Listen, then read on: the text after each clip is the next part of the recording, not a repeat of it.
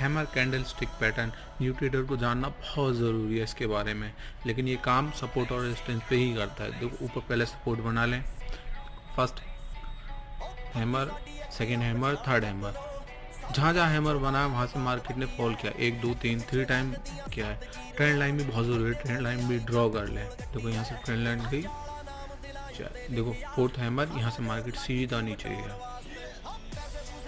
देखो कितना लंबा फॉल किया है हैमर के बाद में। अगेन देखो यहाँ हैमर बना, यहाँ से फिर मार्केट नीचे फॉल करके नीचे गई, यहाँ हैमर बना, यहाँ से मार्केट सीधा ऊपर गया।